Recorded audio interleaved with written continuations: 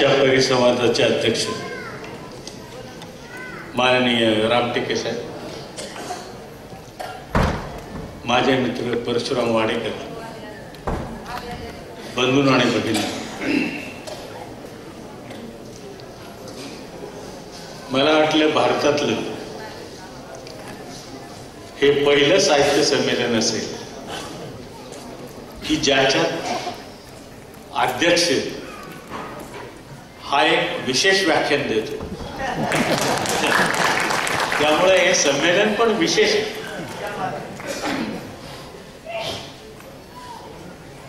प्रथेप्रमाणे अध्यक्षाने उद्घाटनाच्या वेळी भाषण करायचं असतं अध्यक्षी, आणि शेवटचा समारोप करायचा असतो.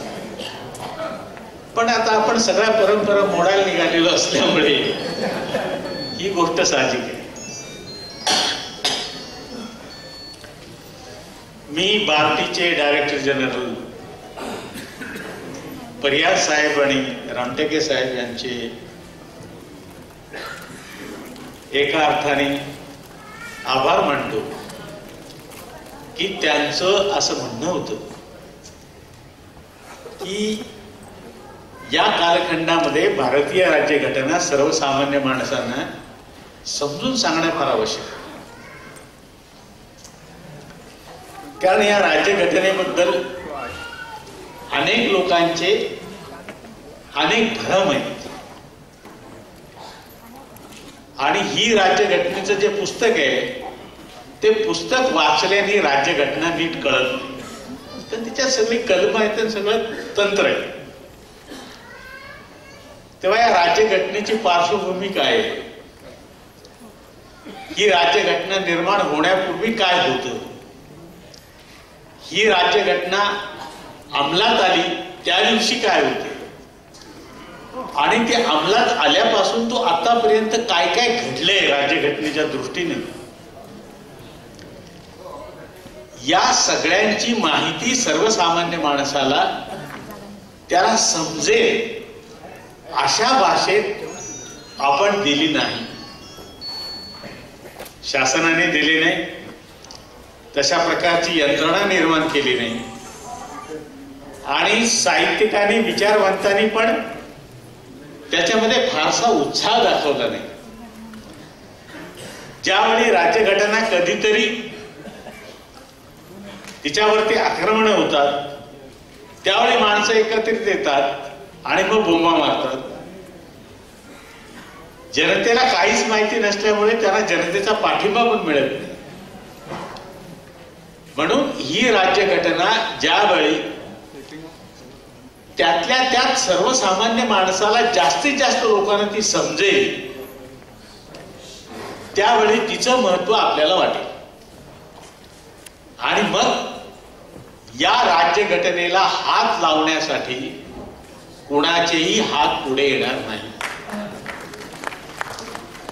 म्हणून हा एक उपक्रम बार्टीने जो घेतलेला आहे, राज्यघटना सर्वसामान्य माणसांच्या पर्यंत पोहोचवायचा, याबद्दल मी त्यांचं अभिनंदन करतो.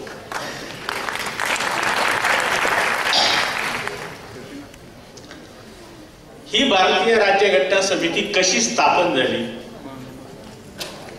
तिच्यात कोण कोण होतं, बाबासाहेब आंबेडकर कुठून निवडून आले होते सुरुवातीला, त्यांचं सदस्यत्व कसं रद्द झालं, नंतर पंडित जवाहरलाल नेहरू, सरदार वल्लभभाई पटेल आणि महात्मा गांधी या तिघांनाही असं वाटत होतं की बाबासाहेब आंबेडकर घटना परिषदेमध्ये यावे. का असं वाटत होतं? काही शहाणी माणसं असं म्हणतात की बाबासाहेब आंबेडकर हे मागास जातीचे होते म्हणून त्यांना बोलवण्यात आलं. घटना समितीत काही रिझर्वेशन नव्हतं, पण लोकांचं त्याचा गैरसमज झालं. बाबासाहेब बंगालमधून निवडून आले 46ला, 47ला पाकिस्तान निर्माण झालं, आणि ते ज्या विभागातून निवडून आले तो विभाग पाकिस्तानात गेला, त्यामुळे त्यांचं सदस्यत्व आपोआप रद्द झालं.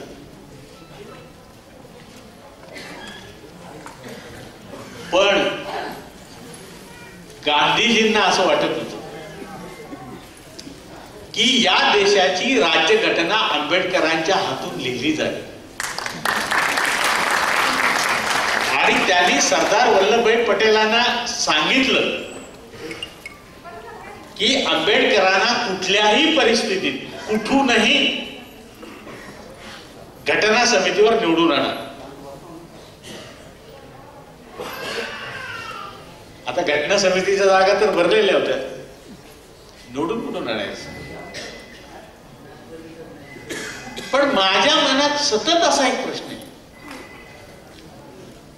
की गांधीजींना असं का वाटलं की बाबासाहेब आंबेडकर घटना परिषदेमध्ये पाहिजेत आणि त्यांच्या हातानेच ही राज्यघटना निर्माण झाली पाहिजे, असं वाटलं का? याच्यासाठी जेव्हा घटना परिषद पहिल्यांदा बसली घटना तयार करण्यासाठी, त्यावेळी 13 डिसेंबर 1946 रोजी पंडित जवाहरलाल नेहरू यांनी पहिला ठराव मांडला घटना परिषदेत. काय ठराव मांडला की या देशाची राज्यघटना कशी असेल, हिची उद्दिष्ट काय असतील, हिचं ध्येय काय असेल. आणि आपल्याला माहित आहे की जवाहरलाल नेहरू म्हणजे कवी. त्यांचं इंग्रजी वाचताना खूप मजा येते, किंवा म्हणजे ते राजकारणात गेले नसते ना तर खूप मोठे ते साहित्यिक झाले असते.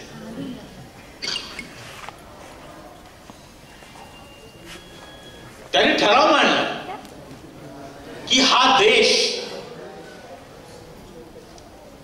भारत नावाचा देश हा एक सार्वभौम असेल. स्वातंत्र्योत्तर काळात तो धर्मनिरपेक्ष असेल असा शब्द राज्यघटनेमध्ये नव्हता. तो 42व्या घटना दुरुस्तीने टाकण्यात आला. परंतु हा देश एक सार्वभौम असेल, तो प्रजासत्ताक असेल आणि ते गणराज्य असेल. या देशातल्या नागरिकांना आम्ही स्वातंत्र्य देऊ, विचार, उच्चार, श्रद्धा आणि समजुतींचे. आम्ही न्याय देऊ, संधीची समानता देऊ, सामाजिक आर्थिक न्याय देऊ, प्रतिष्ठेची समानता देऊ आणि या देशामध्ये असा एक हे राज्य आम्ही उभं करू की ज्यामुळे भारत एकात्म राहील. या ठरावावर बऱ्याच लोकांनी भाषण केलं. बाबासाहेबांचा नंबर 35वा होता तिच्यावर भाषण करण्याचा. परंतु घटना समितीचे अध्यक्ष राजेंद्र प्रसाद होते आणि त्यांनी बाबासाहेबांना लगेचच बोलावलं की तुमचे विचार तुम्ही मांडा. आता बाबासाहेबांनी जे बोलावलं ते बाबासाहेब निवडून आले मुंबई प्रांतात. हे बॅरिस्टर जयकर जे होते त्यांनी राजीनामा दिला होता की त्यांची मुदत संपली असेल आणि त्यामुळे एक जागा रिकामी झाली. सरदार वल्लभभाई पटेल यांनी त्यावेळी मुंबई राज्याचे पंतप्रधान, त्यावेळी प्रत्येक राज्याच्या मुख्यमंत्र्यांना पंतप्रधान म्हणत असत, त्यांना पत्र लिहिलं. नेहरूंनी पत्र लिहिलं. त्यांचे पत्रव्यवहार जर तुम्ही बघितले तर त्यांनी पत्र लिहिलं आणि असं लिहिलं स्पष्टपणानं की कुठल्याही परिस्थितीत डॉक्टर आंबेडकरांना तुम्ही मुंबई प्रांतातून घटना समितीवर निवडून पाठवा आणि लवकर पाठवा, त्यांची आम्हाला फार गरज आहे. हे आपल्या लोकांना माहिती नसतं. गांधींच्या बाबतीत ज्या फालतू गोष्टी आपण बोलत असतो, गांधीजी आणि आंबेडकरांचे संबंध आपल्याला माहिती नाही, ते त्यांच्या पत्रव्यवहारावरून कळतात. बाबासाहेबांनी एकदा पत्र लिहिलं होतं बोटीवरून परदेशात जाताना, आणि ते फार मजेशीर पत्र आहे की गांधी हे आपले माणूस आहेत, ते आता आपली भाषा बोलायला लागलेले आहेत. आणि गांधीजीच्या अनुयायांना असं वाटत होतं की आंबेडकर हे आपले झाले पुणे करारानंतर. म्हणजे त्यांनाही असं वाटत होतं की आंबेडकर त्यांच्या गोटात गेले. बाबासाहेबांना वाटत होतं की गांधी आपल्या गोटात आले. आणि त्यांची पत्रव्यवहार फार मजेशीर आहे. ज्यावेळी त्या दोघांचं जमत असेल अनेक प्रश्नांच्यावर, त्यावेळी गांधीजी लिहायचे बाबासाहेबांना पत्रात, डिअर डॉक्टर साहेब, आणि बाबासाहेब लिहायचे त्यांना पत्रात, डिअर महात्माजी. आणि ज्यावेळी त्यांचं फाटायचं त्यावेळी वर लिहायचे टू मिस्टर गांधी, आणि हे लिहायचे टू मिस्टर आंबेडकर. म्हणजे बॅरिस्टर पण लिहित नव्हते, काहीच लिहित नव्हते. फार मजेशीर हा एका मोठ्या कादंबरीचा विषय त्यांचा पत्रव्यवहार आहे. म्हणजे एकमेकांची आतून मैत्री प्रचंड, पण आपापल्या भूमिकेवर ठाम. याचं याला काही पटतं, याचं त्याला काही पटतं. म्हणून गांधींनी आंबेडकरांचा जाती मोडण्याचा जो कार्यक्रम आहे तो अंतःकरणापासून स्वीकारला. आणि मला एक गांधीवादी म्हातारा दिल्लीत सांगत होता कि बाबा साहेब डॉक्टर आंबेडकर को एक ही डिसायपल मिला, एकच अनुयायी भेटला, आणि तो अनुयायी म्हणजे मोहनदास करमचंद गांधी. का? त्याने मला विचारलं, तुझा आंतरजातीय विवाह झालाय?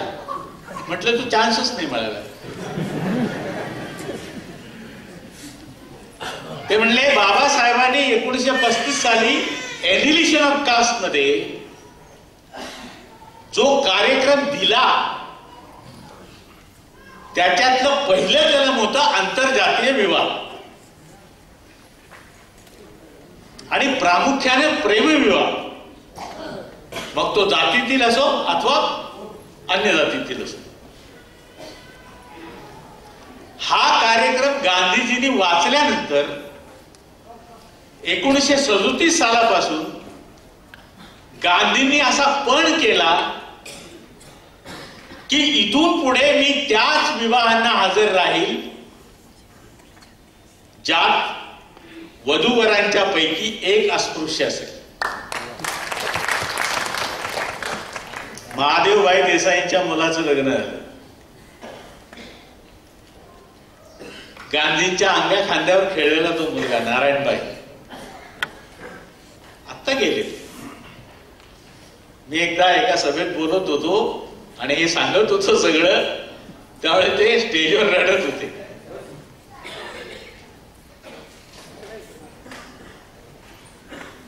पत्र घेऊन गेले, लग्नपत्रिका घेऊन गेले महादेवभाई. गांधींनी त्यांना विचारलं की आंतरजातीय विवाह आहे का? ते म्हणले नाही. मग मी या लग्नाला येणार नाही. ती काकुळती केली. नारायण तुमच्या अंगा खांद्यावर वाढलेला आहे, खेळलेला आहे. नारायण देसाई त्यांच्या पुढे जाऊन रडला इतकंच नव्हे तर म्हटलं मी लग्नच करणार नाही. गांधी म्हणले लग्न करायचं की नाही हा तुझा प्रश्न आहे, पण तुझं लग्न जर आंतरजातीय असतं तर मी आलो असतो. पण मी पण केलेलं आहे, या देशातली जाती व्यवस्था मोडायची असेल तर आंतरजातीय विवाह केले पाहिजेत आणि इथून पुढे त्याच लग्नाला उपस्थित राहील की जी लग्न आंतरजातीय असतील. असे गांधी होते. आणि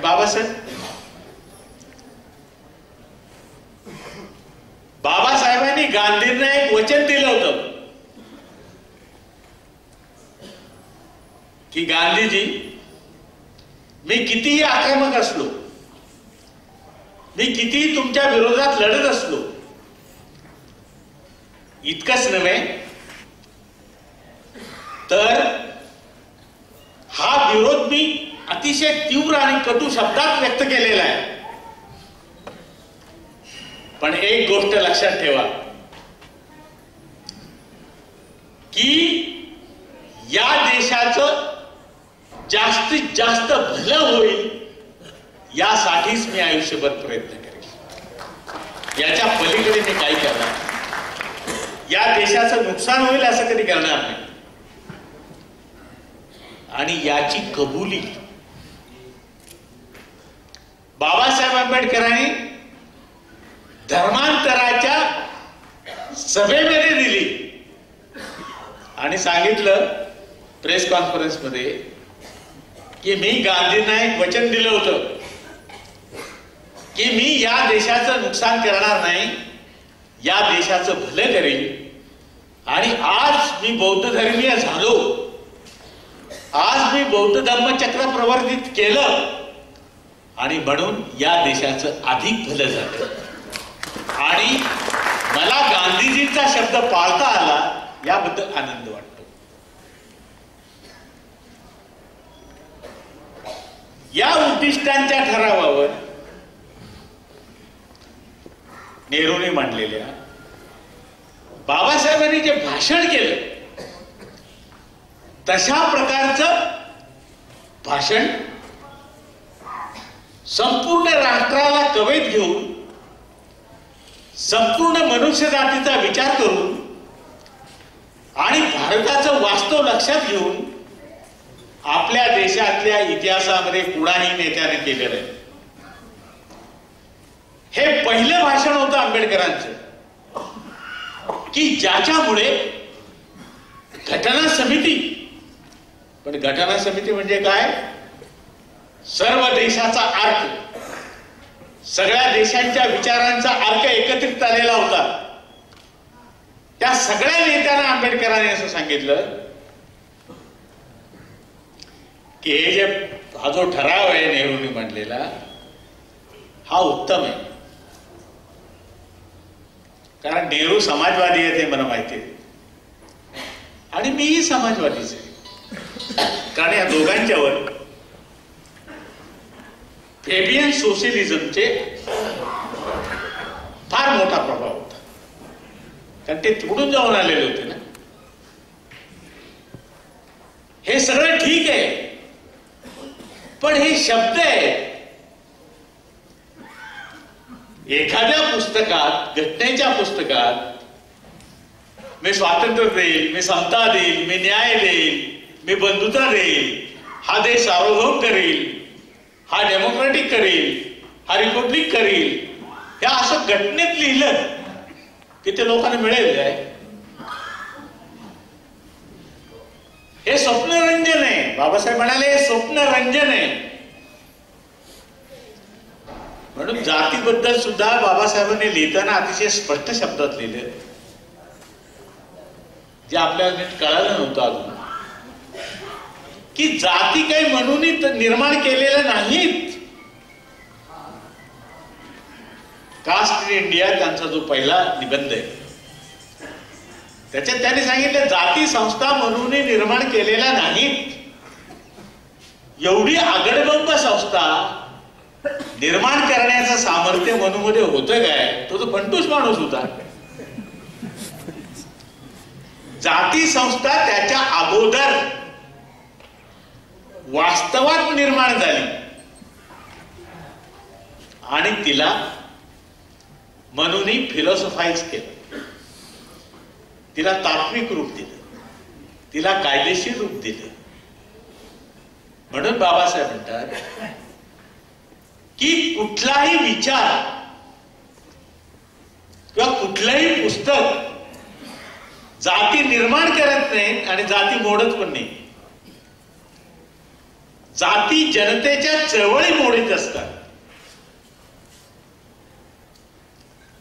तसं बाबासाहेब म्हणाले की हा जो उद्दिष्टांचा ठराव आहे याच्या शब्द फार भारी. म्हणून बाबासाहेब वाचताना आणि नेहरू वाचताना मला इतकी गंमत वाटते की नेहरू वाचताना आपण जणू काय शेक्सपियर वाचतो असं वाटतं. इतके सुंदर शब्द आहेत, इतकी सुंदर इंग्रजी. आणि बाबासाहेब वाचताना आपल्याला असं वाटतं की आपण एका तर्काधिष्ठित विचारवंताला वाचतोय, एका बुद्धिवादी विचारवंताला वाटतोय, एका कायदे तज्ञाला वाचतोय. म्हणजे एक कायदे तज्ञ, तर्काच्या भाषेत बोलणारा आणि एक कल्पनेत रमणारा. म्हणून बाबासाहेब म्हणाले की याच्यात तरतुदी करा कायदेशीर. देश सार्वभौम कसा होईल तरतूद करा. Number 1, number 2, number 3. स्वातंत्र्य कसं मिळेल? स्वातंत्र्याच्या आड कोणती गोष्ट येतात? ही गोष्ट येते, दोन नंबरची गोष्ट येते, 3 नंबरची गोष्ट येते. ती बंद करणारे कायदे करा. विषमता काय येते? ज्या कारणामुळे विषमता येते तिच्या विरोधी कायदे करा. आणि म्हणून बाबासाहेब असं म्हणत होते की या देशाला जर एकात्मता लाभायची असेल आणि या देशामध्ये 1935 सालच्या कायद्याने, म्हणजे जो ब्रिटिशांनी केलेला होता त्याने, त्या राज्यघटनेप्रमाणे जे तुम्ही संघराज्य स्थापन केलेलं आहे, तुम्ही देश एकात्म कसा ठेवला? घटनेत लिहून, शब्द टाकून. 1935च्या कायद्याने हे जे संघराज्य निर्माण केलेले आहे त्याच्यापेक्षा अधिक कडक कायदे तुम्ही भारतीय राज्यघटनेत टाका. हे नुसते शब्दांचे फुलोरे नको. म्हणजे तुम्ही एखाद्याला चेक द्यायचा, त्याच्यावर खाली सही करायची, वर तारीख पण लिहायची नाही आणि आकडा पण लिहायचा नाही. तो चेक वटेल कसा? वाटणार नाही. तेव्हा तुम्ही आकडा लिहा आणि वर तारीख पण लिहा आणि कायदा करा. हे सगळं कायद्याने झालं पाहिजे, हे घटनात्मक विधिनियमांनी झालं पाहिजे. त्याच्यासाठी काही तरतुदी करा. बाबासाहेबांनी त्याच्यासाठी एक उपाय सुचवला. उपाय काय होता? बाबासाहेब म्हणाले की त्याच्यासाठी तुम्ही समाजवादी अर्थव्यवस्था, समाजवादी समाज रचना निर्माण करण्यासाठी आवश्यक असलेल्या तरतुदी भारतीय राज्यघटनेत करा, कलमांनी करा, घटनेच्या कलमांनी करा. म्हणून ते घटना समितीत जाण्यापूर्वी त्यांनी घटना समितीला या देशाची घटना कशी असावी याचा एक प्रारूप सादर केलं होतं. की आम्हाला असं वाटतं की या देशाची राज्यघटना कशी असावी, कशी असावी. आणि तो शेड्यूल कास्ट फेडरेशनच्या वतीने तो मेमोरंडम दिला होता. तो पुढे स्टेट्स अँड मायनॉरिटीज या नावाने प्रसिद्ध झाला 1946. बाबासाहेब म्हणले की या देशाच्या राज्यघटनेत समाजवादी समाज रचनेच्या कलम जोपर्यंत येत नाहीत तोपर्यंत तुम्ही या देशात सामाजिक, आर्थिक आणि राजकीय न्याय आणणार कसा? म्हणजे एक माणसाला एक मत दिले, संपलं तुमचं काम. पण एक माणसाला एक मत दिल्यानंतर समता येणार नाही. ती राजकीय समता येईल, पण आर्थिक समता, सामाजिक समता ती येणार कशी? हे कायदे करा. तो संपूर्ण ड्राफ्ट वाचल्यानंतर मला असं वाटतं की घटना समितीने त्याच्याकडे दुर्लक्ष केलं. एक गोष्ट खरी आहे की त्याची दखल काही लोकांनी घेतली, परंतु मोठ्या नेत्यांचा त्याला विरोध होता. कारण सगळे नेते घटना समितीतले एक तर भांडवलदारांचे प्रतिनिधी होते, नाहीतर जमीनदारांचे प्रतिनिधी होते, आणि त्यामुळे समाजवादी समाज रचनेला त्यांचा विरोध होता. बरं, बाबासाहेब आंबेडकर हे फंडामेंटल राईट्स कमिटीच्या अध्यक्ष, मसुदा समितीच्या अध्यक्ष, पण त्यांचा मसुदा जेव्हा समितीसमोर गेला त्यावेळी त्याने सांगितलं की हे काम राज्यघटनेचं नाही, हे विधिमंडळाच्यावर सोपवा आणि चला पुढे.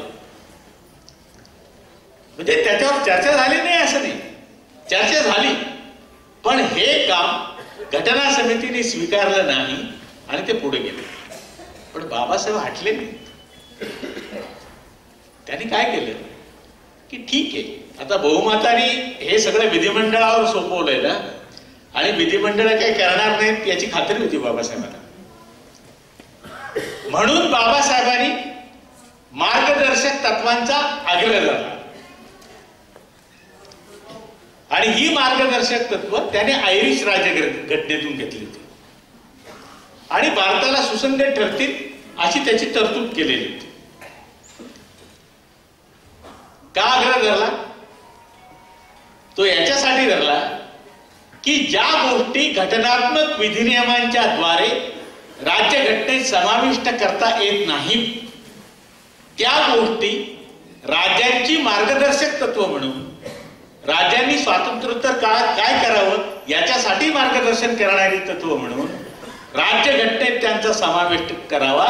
आणि उद्या जी तरुण पिढी येईल, जी वाचणारी असेल, जी लिहिणारी असेल, जी विचार करणारी असेल, ती ही मार्गदर्शक तत्व जर वाचील तर ती आपल्या हक्कांच्यासाठी जागृत होईल आणि विचारतील की तुमच्या राज्यघटनेत हे लिहिलेलं आहे, मग तुम्ही आम्हाला या गोष्टी का देत नाही. आणि मग लोकप्रतिनिधींना त्याचा जाब द्यावा लागेल. म्हणजे लोकप्रतिनिधी बांधलेले होते बाबासाहेबांनी त्या घटनात्मक तरतुदी करून मार्गदर्शक तत्वांच्या. ज्यावेळी मार्गदर्शक तत्वांच्यावर चर्चा चालू होती त्यावेळी एक प्रसंग राज्यघटनेमध्ये बाबासाहेबांचं शब्द जे होते, दी स्टेट शाल स्ट्राईक, काय काय इम्प्लिमेंट करायचं ते 1, 2, 3, 4, 5. घटना समितीतले काही तज्ञ उभे राहिले हात वर करून, आणि बाबासाहेबांनी विनंती केली की या वाक्यरचनेमध्ये जो शाल आहे तो काढून टाका. म्हणजे त्यांचं म्हणणं काय होतं की दी स्टेट शाल स्ट्राईक, म्हणजे राज्यांनी जास्तीत जास्त प्रयत्न केले पाहिजेत या खालच्या तरतुदी करता, केलेच पाहिजे. शाल आणि विल याच्यामध्ये काय फरक असतो आपल्याला माहिती असेल. दी स्टेट विल स्ट्राईक असं म्हटलं की राज्याने हे करावं, पण जेव्हा शालच्या ऐवजी विल येतो किंवा विलच्या ऐवजी शाल येतो त्यावेळी ते राज्यावर बंधनकारक असतं. दी स्टेट शाल स्ट्राईक. खूप गदारोळ की हा शाल शब्द काढा, तिथं विल शब्द टाका. बाबासाहेब अखेरपर्यंत बदले नाहीत आणि त्याने सांगितलं की मी हा शब्द काढणार नाही. बाबासाहेबांनी आपल्या आयुष्यात कधीही तडजोड केली नाही आपल्या उद्दिष्टांशी, आपल्या मनाशी, आपल्या विचारांशी, आपल्या ध्येयाशी. म्हणून तोच शब्द आजही राज्यघटनेमध्ये आहे. आता या राज्यघटनेमध्ये हा जो सगळा गोंधळ चालू होता, त्याच्यानंतर बाबासाहेबांनी जे भाषण केलं या ठरावावर, त्याने असं सांगितलं पहिल्याच भाषणामध्ये, म्हणजे गांधींनी का बोलावलं बाबासाहेबांना आणि नेहरूंना असं का वाटलं की आंबेडकर घटना परिषदेत पाहिजे. जेव्हा बाबासाहेब म्हणाले नेहरूंना की या ठरावामध्ये तुमच्या उद्दिष्टांच्या, म्हणजे ज्याला आता आपण प्रिॲम्बल म्हणतो, सरनामा म्हणतो, त्याच्यात जर समाजवादी समाज रचनेच्या तरतुदी नसतील, कायदेशीर तरतुदी नसतील, तर तुम्ही स्वातंत्र्य समाजात देऊ शकत नाही. त्यावेळेला नेहरूंना असं वाटलं की अरे हा तर आपला माणूस आहे. पण मुळात काँग्रेसमध्ये नेहरूच एकटे होते. काँग्रेस समिती नेहरूच्या बाजूची नव्हती. खरं म्हणजे काँग्रेस गांधीची पण नव्हती. तिथं सगळे लबाड लोक बसले होते. म्हणजे त्याने गांधीने कधी मानले नाही, नेहरूंना पण मानले नाही, पण गांधीजींची प्रतिमाच इतकी प्रचंड होती की त्यांच्या नावाशिवाय हे जगू शकत नव्हते. आणि नेहरूंची विद्वत्ता आणि कर्तबगारी एवढी होती की त्यांच्याशिवाय या देशाचं शासन चालणं शक्य नव्हतं.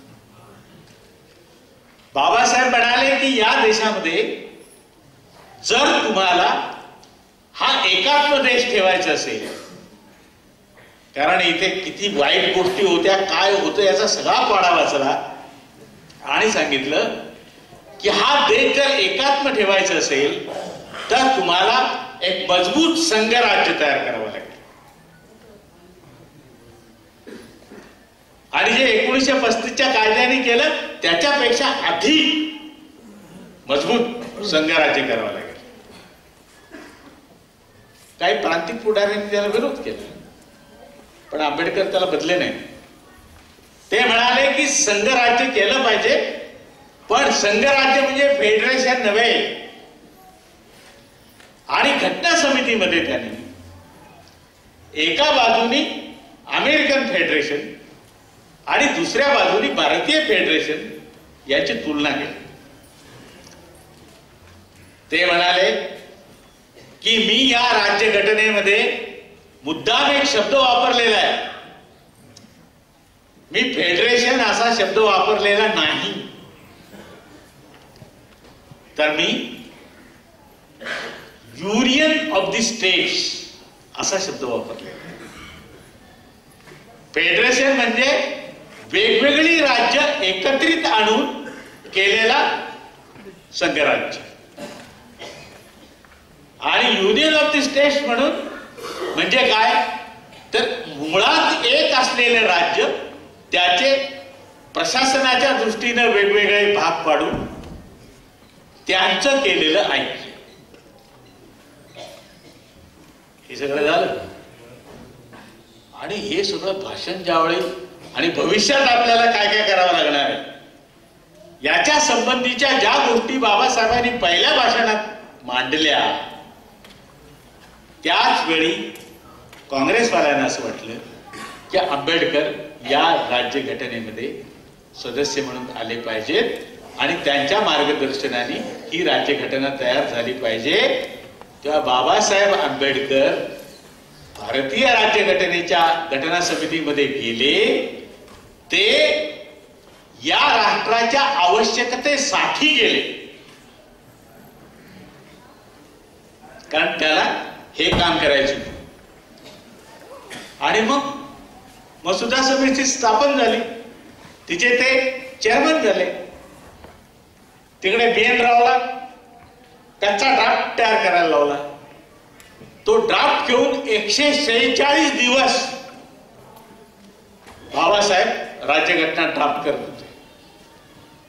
तिचे जे 7 सदस्य होते ते कोणीच उपस्थित राहत नव्हते, फक्त 2 सदस्य उपस्थित राहत होते. एक TT कृष्णमाचार्य असतील, बाकीचा एक त्याच्यातला एक मेला एक परत भरलाच नाही, एकाची तब्येत बिघडली, एक परदेशात गेला आणि एक स्थानिक राजकारणात इतका गुंतला की त्याला घटना समितीच्या मसुदा उपसमितीचे कार्यक्रमच अटेंड करता आला. हे स्वतः टी कृष्णमाचारी यांनी घटना समितीच्या समोर पार्लमेंटमध्ये सांगितलेलं आहे की ही घटना केवळ आंबेडकरांची निर्मिती आहे आणि म्हणून आंबेडकर हेच भारतीय राज्यघटनेचे शिल्पकार आहेत. हे काय मी सांगत नाही, हे टी कृष्णमाचारी यांनी सांगितलेले आहे. आता काय होतं या राज्यघटनेच्या मसुद्यात? मसुदा तर तयार केला, 146 दिवस आंबेडकर बसले आणि अनेक काँग्रेसचे नेते पुन्हा पुन्हा घटना समितीतले डिबेट जर तुम्ही वाचले तर तुम्हाला असं कळेल, अनेक काँग्रेसचे नेते बाबासाहेबांची तब्येत त्यावेळी कायम ढासळायची. एकीकडे मधुमेहाने शरीर पोखरलं होतं, दुसरीकडे हाय टेन्शनने, थोडस ब्लड प्रेशरने, तिसरीकडे सांधेदुखीने, कारण वजन प्रचंड.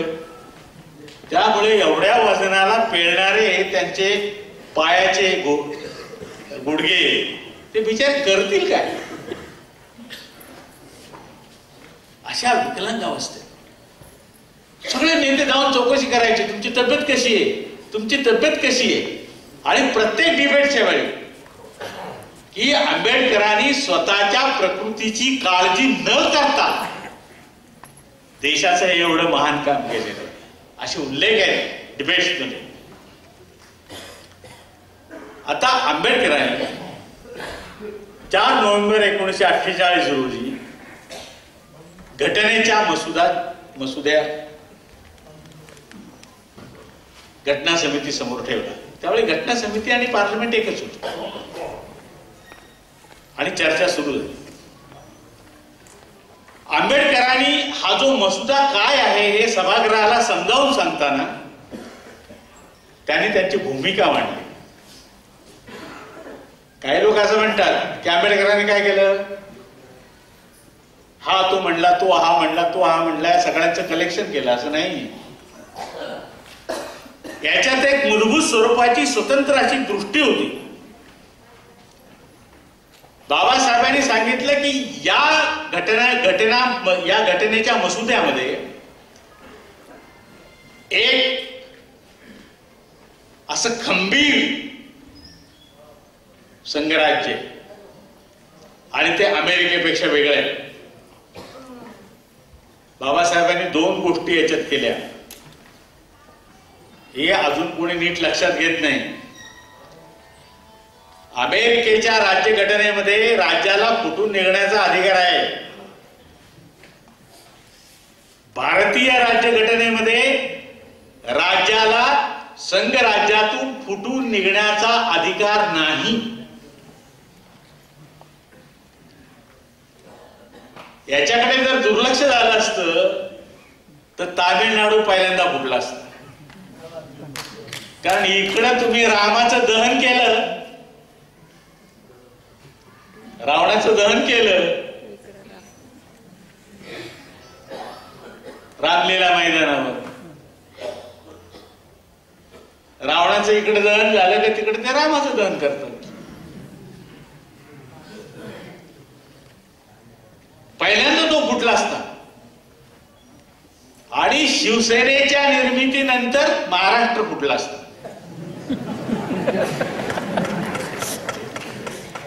कारण ते जय महाराष्ट्र सुरू झाले ना तिथून पुढे. आणि म्हटलेच होते काही लोक की आमचं पण एक स्वतंत्र राष्ट्र आहे, कारण नावच आहे महाराष्ट्र, तर आम्ही भारतात कशाला राहू असं बोलतच होते. त्याच्यानंतर बाबासाहेबांनी आणखीन एक गोष्ट केली. अमेरिकेच्या राज्यघटनेमध्ये प्रत्येक राज्याला स्वतःची राज्यघटना तयार करण्याचा अधिकार आहे. म्हणजे अमेरिकेत दुहेरी नागरिकत्व आहे. एक अमेरिकेचा नागरिक आणि ते एक त्या राज्याचा नागरिक. अमेरिकेची राष्ट्राची एक स्वतंत्र राज्यघटना आणि प्रत्येक राज्याची एक स्वतंत्र राज्यघटना. बाबासाहेब आंबेडकरांनी या देशामध्ये फक्त केंद्राची राज्यघटना सर्वश्रेष्ठ मानून राज्यांच्या स्वतंत्र राज्यघटनेला विरोध केला. नाहीतर त्या संघर्षात खूप दिवस गेले असते. तिसरी महत्वाची गोष्ट जी बाबासाहेबांनी केली की ज्यावेळी गांधीवादी राज्यघटनेचं प्रारूप अग्रवालांनी घटना समितीला सादर केलं आणि ते कोणाच्या सल्ल्याने, घटना समितीच्या अध्यक्षाच्या सल्ल्याने. कारण राजेंद्र प्रसाद हे स्वतः गांधीवादी होते आणि त्यांना पण असं वाटत होतं की या देशात गांधीवादी राज्यघटना यावी. आता त्या RSS वाल्यांना पण गांधींचं नाव ते कसा उपयोग करतात, किती चलाखीनं उपयोग करतात, हे काँग्रेसवाल्यांना पण नीट कळत नाही. म्हणजे गांधींची मागणी होती की केंद्र या राज्यघटनेचं खेडमान, हे गांधीने विरोध करत होते त्यावेळी. आणि आता म्हणतात की या राज्यघटनेमध्ये भारताचं काहीच नाही, सगळं इकडून घेतलं तिकडून घेतलं तिकडून घेतलं, ही गोधडी आहे असं आता म्हणायला लागले. हा ठराव ज्यावेळी तिथे आला त्यावेळी बाबासाहेब आंबेडकरांनी सांगितलं की हा जो माझा मसुदा आहे, या मसुद्यामध्ये या राज्यघटनेचा आणि या देशाचा केंद्रबिंदू कुठलाही देव होणार नाही, कुठलाही धर्म होणार नाही आणि खेडं तर अजिबात होणार नाही. कारण खेड्यातल्या गावुंड्या काय असतात हे मला माहिती आहे. खेडं तर अजिबात नाही. या देशाचा आणि या राज्यघटनेचा केंद्रबिंदू भारतीय माणूस होईल, भारतीय नागरिक. या खेड्यांच्या बद्दल आहे. हे जे साहित्यिक लोक आहेत हे फार उथळ आहेत. परदेशातले पण लोक येतात, त्यांना असं वाटतं आता ते सगळा उपभोग घेतलेले असतात ना, तिकडचा प्रचंड श्रीमंत असतात, सगळ्या प्रकारचा उपभोग घेतलेला असतात. ते इकडे आल्यावर त्यांना असं वाटतं की ते साधं जेवण आहे राव खेड्यातलं. आणि ते असं भारी भारी लिहितात ना खेड्याबद्दल की भारतीय खेड किती सुंदर आहे, नदी कशी वाहते आहे, कसं कसं होतंय, माणसं भांडत नाही, काम करत नाही, पिढ्या पिढीत बसतात, तंबाखू चढीत बसतात, काही घेणं देणं नसतं त्यांना, किती सुखी आहेत. आणि आपले साहित्यिक भैरू सकाळी उठतो, शेतावर जातो, नांगर धरतो, ऊन यायला लागतं, मग त्याची बायको पाठीमध्ये भाकऱ्या घेऊन येते आणि मग ते आपले बांधावर बसतात. मग तो लगेच कांदा उपटतो, आपल्या याच्यावर ठेवून तो फोडतो आणि दोघं जण असे खातात की जणू काय स्वर्ग सुख आहे. आणि ते खाऊन झाल्यावर पाटाचंच पाणी जे येतं ते घडाघडा पितात आणि तृप्त होतात. मी त्या लेखनाला म्हणतो, भाडव्यानं तुम्ही 8 दिवस भैरू व्हा आणि तुमच्या बायकोला 9 वारी लुगडं नेसून बांधाबांधानी यायला सांगा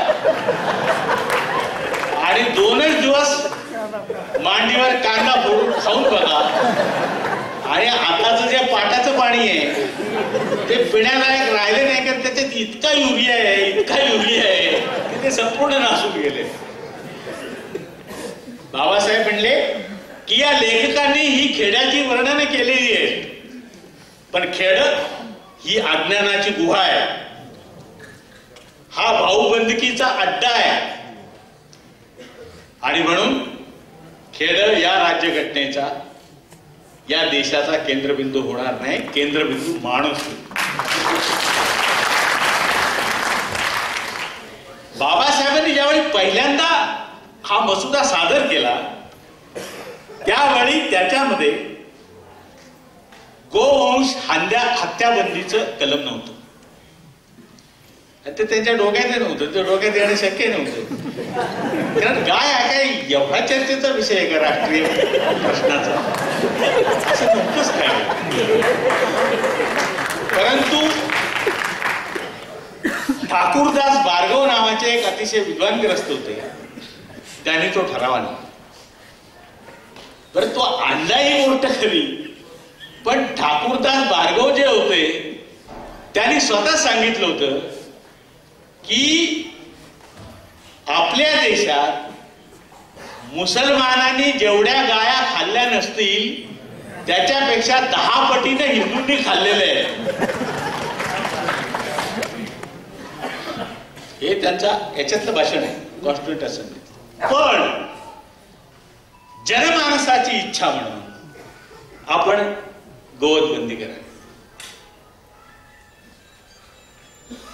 बाबासाहेब म्हटले ठीक आहे, आणि कारण आहे की अर्थव्यवस्था शेतीची आहे, त्याच्यामुळे बैल लागतात. बैल निर्माण व्हायचे असतील तर गाया लागतात, आणि मग गाय असेल तर दूध पीठ मिळतं मुलांना, नाहीतर खेड्यातल्या मुलांना काय मिळतं, निदान घरातलं दूध. पण आता तो दुधाचा एवढा धंदा झालेला आहे की सगळे शेतकरी घरात एक टिपूस न ठेवता दुधाचा ते सगळे डेअरीला विकतात आणि पोरांना बोंबलाची मिरची खाऊ घालतात. अशी अवस्था आहे. परंतु बाबासाहेबांनी जरी गोवध हत्या बंदीला मान्यता दिलेली होती, पण त्यांच्या मूळ मसुद्यात ती नव्हती, तरी मूळ मसुद्यामध्ये मात्र समान नागरी कायद्याचा उल्लेख होता. आणि बाबासाहेबांना समान नागरी कायदा पाहिजे होता. मलाही तो आज पाहिजे. माझं सुद्धा म्हणणं असं आहे की हिंदू आणि मुसलमानांच्या मध्ये धार्मिक दृष्ट्या काय भेद असायचे ते असू देत, आध्यात्मिक दृष्ट्या काय भेद असायचे ते असू देत, परंतु ऐहिक जीवनात जे भेद आहेत ते मिटवण्याचा आणि दोघांना एकत्रित आणण्याचा सध्या प्राप्त परिस्थितीत एकच मार्ग आहे, आणि तो म्हणजे समान नागरी कायदा. तो केलाच पाहिजे. जर गोवध हत्याबंदी मार्गदर्शक तत्वात आहे म्हणून तुम्ही त्याचा कायदा करता, तर मग समान नागरी कायद्याचं का नाही करत? याचा अर्थ हिंदूंचा कायदा मुसलमानावर लादला नव्हे किंवा मुसलमानांचा कायदा हिंदूंवर लादला नव्हे. एक स्वतंत्र कायदा तयार केला पाहिजे. या कुटुरोद्योग जे आहेत, गांधींना चरख्याचं मोठं आकर्षण. ते काय त्या चरख्याने होणार होतं मला पण माहिती नाही. आणि आता जर आपण सगळे चरखे चालवीत बसलो असतो तर भारतातली लोकसंख्या एवढी वाढली की खादीचे कपडे किती जणांना आपण तयार करू शकलो असतो, शंकाच. पण त्याचा एक ठराव आला आणि तोही बाबासाहेबांनी स्वीकारला. आता हा भारतीय राज्यघटनेचा जो मूळ मसुदा होता, या मूळ मसुद्याच्या वरती चर्चा ज्यावेळी सुरू झाली त्यावेळी दुरुस्त्या यायला सुरुवात झाली. प्रत्येक कलमावर म्हणजे एक कलम वाचायचं, त्याच्यावर सभागृहाचं हे घ्यायचं, दुरुस्त्या मागवायच्या, त्याला बाबासाहेबांनी उत्तर द्यायचं, आणि शेवटी कोणती दुरुस्ती स्वीकारायची कोणती नाकारायची हे बाबासाहेब मसुदा समितीचे अध्यक्ष म्हणून ठरवित असत. एकूण दुरुस्त्यांची संख्या जी होती ती 7,635. त्याच्यापैकी 2,473 दुरुस्त्यांच्यावर चर्चा झाली. आणि ही जी राज्यघटना आहे, ही राज्यघटना साधारणतः 395 कलमांच्या पर्यंत गेली. आता तो सगळा जो इतिहास आहे, तपशील आहे, तो पण मी आपल्याला सांगेन.